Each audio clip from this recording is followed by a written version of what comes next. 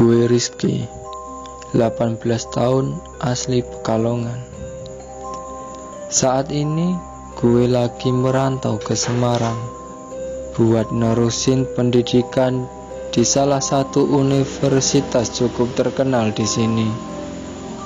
Dan saat kejadian itu, gue masih tinggal di rumah nenek di daerah Rumah Sakit Karyadi yang jaraknya sekitar 20 menit perjalanan. Langsung saja ke cerita. Kalau mau menuju kampus, gue tuh harus lewatin daerah yang bernama Ngegombel. Setelah melewati Pasar Jatingaleh. Sebenarnya sih ada keanehan di sini, karena Jatingaleh itu terkenal macetnya, mulai pagi sampai malam. Tapi Ngegombel yang hanya berjarak beberapa meter saja, selalu sepi dan padat jalan di Jatingaleh. Malam itu gue ada kuliah sampai jam 8:30. Otomatis gue mesti ngelewatin Ngegombel itu. Tapi gak tahu gimana ceritanya, gue justru ngelewatin turunan satu arah Ngegombel itu bersama temen gue, namanya Andi. Kebetulan kami bawa motor sendiri-sendiri. Padahal seandainya lewat jalan yang dua arah, pasti gak akan sesepi ini. Sebagai gambaran, turunan Ngegombel searah ini sepi banget. Sebelah kanan jalan ada tebing yang ditumbuhi pohon-pohon besar.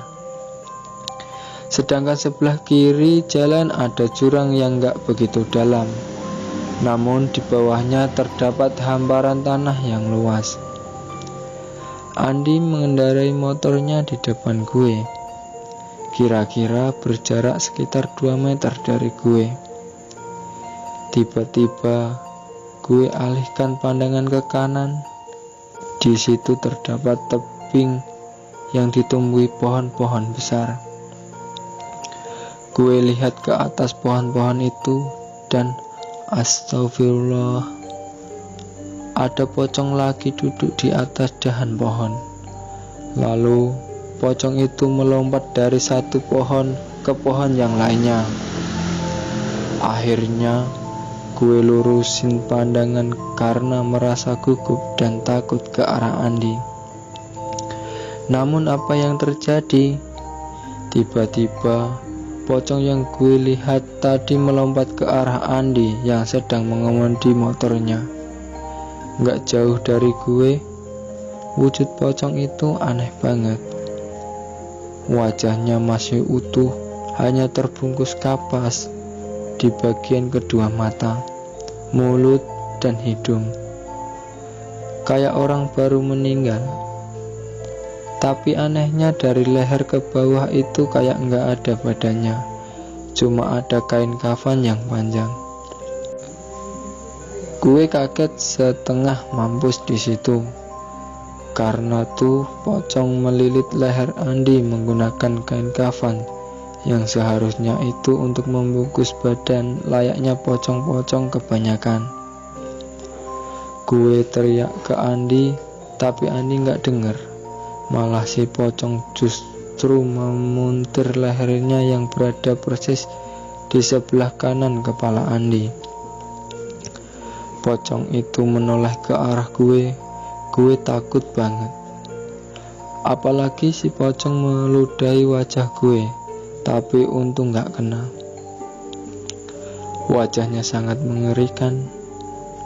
Akhirnya gue memperlambat laju motor agar menjauh motor Andi. Lama-kelamaan Andi menjauh dari gue bersama si pocong yang mengikat atau mengalungkan kain kafannya di leher Andi. Namun pengendara motor di sekitarnya nggak bisa melihat itu. Bahkan katanya keluarga Andi di rumah juga nggak bisa melihat pocong di leher Andi tersebut. Malam itu gue parno abis. Setelah sampai di rumah nenek gue bilang semuanya ke nenek gue tentang kejadian tersebut. Gue disuruh sama nenek nelpon Andi dan mengatakan kepala Andi untuk segera menyiramkan air hangat dicampur garam ke lehernya, serta melafalkan ayat-ayat Al-Quran. Andi bahkan tidak tahu apa-apa yang sebenarnya terjadi. Dia hanya merasakan lehernya begitu pegal dan berat. Langsung aja gue menyarankan pada Andi apa yang dikatakan nenek gue tanpa memberitahu yang sebenarnya agar Andi tidak ketakutan. Sampai ending cerita ini pun Andi tak pernah tahu yang terjadi. Gue hanya mengatakan tentang apa yang disarankan nenek gue itu. Hanya sekedar saran saja untuk menghilangkan rasa pegal pada lehernya Andi. Konon katanya, pocong yang gue lihat tersebut adalah tipe pocong yang digunakan untuk pesugihan gaib melalui perantara dukun. Pocong ini bisa membunuh bila kita terkena ludahnya, mengakibatkan kulit terbakar dan membusuk.